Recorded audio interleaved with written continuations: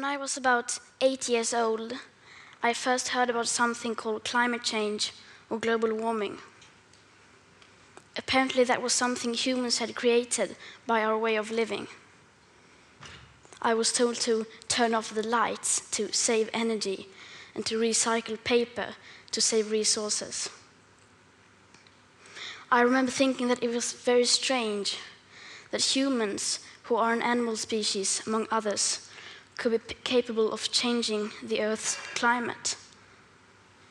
Because if we were, and if it was really happening, we wouldn't be talking about anything else.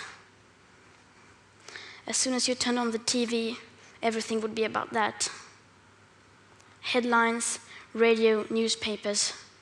You would never read or hear about anything else, as if there was a world war going on. But no one ever talked about it. If burning fossil fuels was so bad that it threatened our very existence, how could we just continue like before? Why were there no restrictions? Why wasn't it made illegal? To me, that did not add up. It was too unreal. So when I was 11, I became ill. I fell into depression. I stopped talking, and I stopped eating. In 2 months, I lost about 10 kilos of weight. Later on, I was diagnosed with Asperger's syndrome, OCD, and selective mutism. That basically means I only speak when I think it's necessary. Now was one of those moments.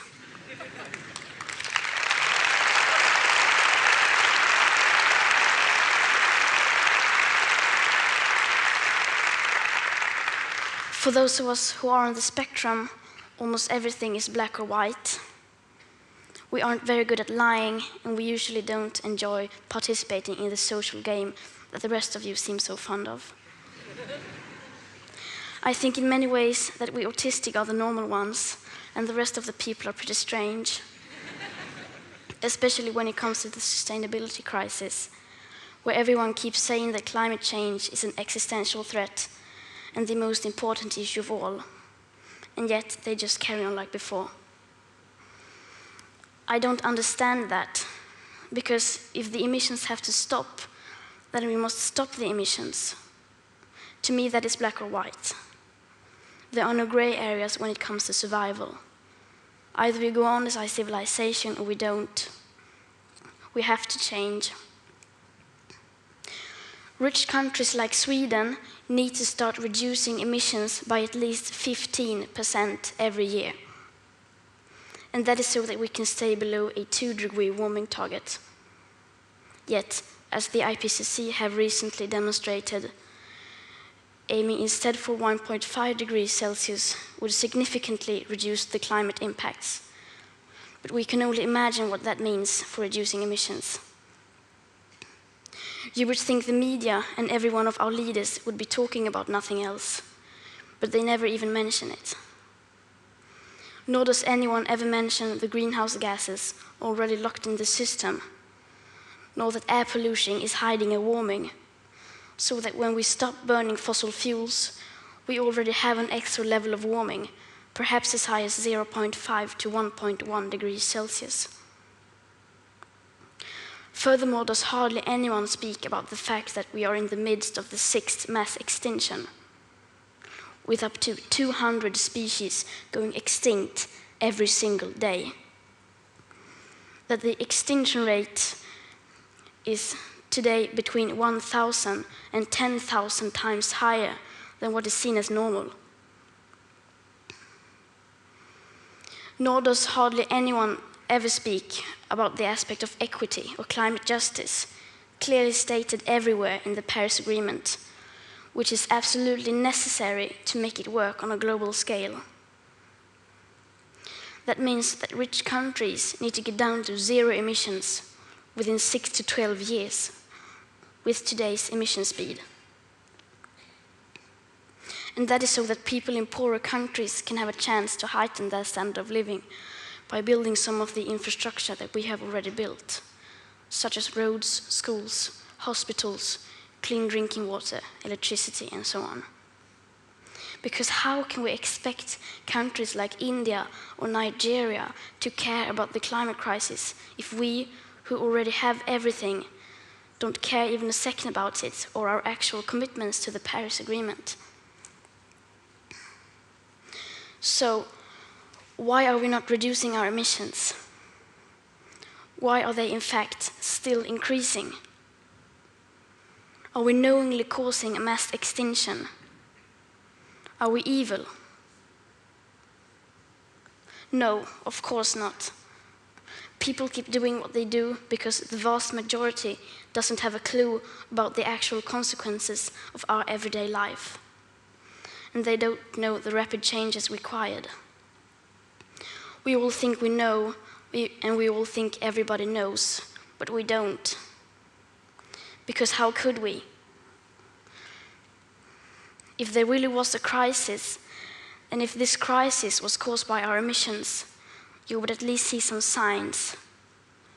Not just flooded cities, tens of thousands of dead people, and whole nations leveled to piles of torn down buildings. You would see some restrictions, but no. And no one talks about it. There are no emergency meetings, no headlines, no breaking news. No one is acting as if we were in a crisis. Even most climate scientists or green politicians keep on flying around the world, eating meat and dairy. If I live to be 100, I will be alive in the year 2103.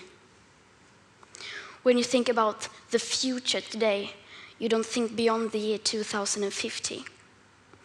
By then, I will, in the best case, not even have lived half of my life. What happens next? The year 2078, I will celebrate my 75th birthday. If I have children or grandchildren, maybe they will spend that day with me. Maybe they will ask me about you, the people who were around back in 2018. Maybe they will ask why you didn't do anything while there still was time to act. What we do or don't do right now will affect my entire life and the lives of my children and grandchildren. What we do or don't do right now, me and my generation can't undo in the future. So when school started in August this year, I decided that this was enough. I sat myself down on the ground outside the Swedish parliament. I school striked for the climate. Some people say that I should be in school instead. Some people say that I should study to become a climate scientist so that I can solve the climate crisis. But the climate crisis has already been solved. We already have all the facts and solutions. All we have to do is to wake up and change. And why should I be studying for a future that soon will be no more, when no one is doing anything whatsoever to save that future? And what is the point of learning facts within the school system, when the most important facts given by the fine science of that same school system clearly means nothing to our politicians and our society? Some people say that Sweden is just a small country and that it doesn't matter what we do. But I think that if a few children can get headlines all over the world just by not going to school for a few weeks, imagine what we could all do together if we wanted to. Now we're almost at the end of my talk. And this is where people usually start talking about hope. Solar panels, wind power, circular economy, and so on. But I'm not going to do that. We've had 30 years of pep talking and selling positive ideas. And I'm sorry, but it doesn't work. Because if it would have, the emissions would have gone down by now. They haven't. And yes, we do need hope. of course we do. But the one thing we need more than hope is action. Once we start to act, hope is everywhere. So instead of looking for hope, look for action. Then, and only then, hope will come. Today, we use 100 million barrels of oil every single day.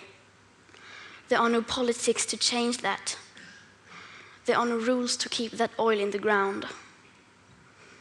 So we can't save the world by playing by the rules, because the rules have to be changed.